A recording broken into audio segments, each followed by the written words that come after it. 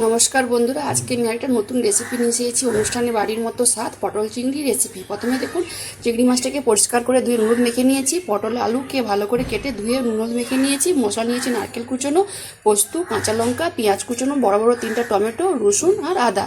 সরষের তেল ভালো করে গরম করে নিয়েছি। প্রথমে কিন্তু পটল আলুগুলো ভেজে তুলে নিচ্ছি। আলুগুলো লাল লাল করে ভেজে নিয়েছি, জায়গাতে তুলে নিচ্ছি। ওই তেলে পটলগুলোও ভেজে নিচ্ছি। মশলাগুলো আমি বেটে নিচ্ছি। আদা রসুন একসাথে পেস্ট করে নিচ্ছি। আদা রসুন পেস্ট করে নিয়েছি। এবারে আমি টমেটোটাও পেস্ট করে নেব। টমেটোটাও পেস্ট করে নিয়েছি। এবারে কাঁচা লঙ্কা, পোস্ত আর নারকেল কুড়োনো একসাথে আমি পেস্ট করে নেব। পটলগুলোও সব লাল লাল করে ভেজে নিয়েছি, জায়গাতে তুলে নিচ্ছি। ওই পটল ভাজার তেলে আমি চিংড়ি মাছগুলো ভেজে নিচ্ছি। চিংড়ি মাছটা লাল লাল করে ভেজে নিচ্ছি, জায়গাতে তুলে নিচ্ছি। তরকারিটা বসাবো। কড়ার মধ্যে অল্প সরষের তেল দিয়ে দিয়েছি। ফোড়ন দিচ্ছি গোটা গরম মশলা, এলাচ, লবঙ্গ, দারুচিনি আর গোটা জিরে। ফোড়নটা আমার ভালো করে ভাজা হয়ে গেছে। এবার কেটে রাখা পেঁয়াজটা দেখুন লাল লাল করে ভেজে নিয়েছি। এবার দিয়ে দিচ্ছি আদা রসুন পেস্ট।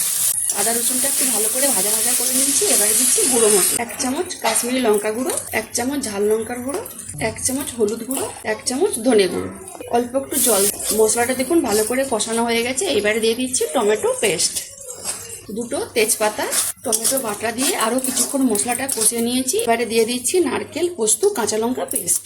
নারকেল, পোস্ত আর কাঁচা লঙ্কা পেস্টটা দিয়ে আরও কিছুক্ষণ মশলাটা আমি কষিয়ে নিয়েছি। এবারে সব ভেজে রাখা আলু, পটল আর চিংড়ি মাছ দিয়ে দেবো। মশলার সাথে দেখুন সব ভালো করে মিশিয়ে নিয়েছি। এবার দিয়ে দেবো পরিমাণ মতো জল। মশলা ধোয়া জলটাই আমি দিচ্ছি। পরিমাণ মতো নুন। ঢাকা দিয়ে আমি সব সবজিগুলো কিন্তু আমি সিদ্ধ করে নিয়েছি ভালো করে। তরকারিটাও হয়ে গেছে। এবারে উপর থেকে গরম মশলা গুঁড়ো, 1 চামচ মতো ঘি ভালো করে মিশিয়ে আমি নামিয়ে নিব। অনুষ্ঠানের বাড়ির মতো পটল চিংড়ি তরকারিটা কিন্তু আমার হয়ে গেছে। দেখুন জায়গাতে আমি ঢেলেও নিয়েছি। সত্যি তরকারিটা খেতে অসাধারণ লাগে। যদি রেসিপিটা ভালো লেগে থাকে তাহলে অবশ্যই একবার বন্ধুরা বাড়িতে বানিয়ে খাবেন আর আমাকে কমেন্টে জানাবেন। যেসব বন্ধুরা আমার রান্নার ভিডিও দেখতে পছন্দ করে তারা ফেসবুক থেকে আমার পেজটাকে লাইক, কমেন্ট, বন্ধুদের মাঝখানে শেয়ার করে পাশে থাকবেন। যারা ইউটিউব চ্যানেল থেকে দেখছেন তারা সাবস্ক্রাইব করে পাশের ঘন্টাকে ক্লিক করবেন। সবাই ভালো থাকুন, সুস্থ থাকুন আর সাবধানে থাকুন।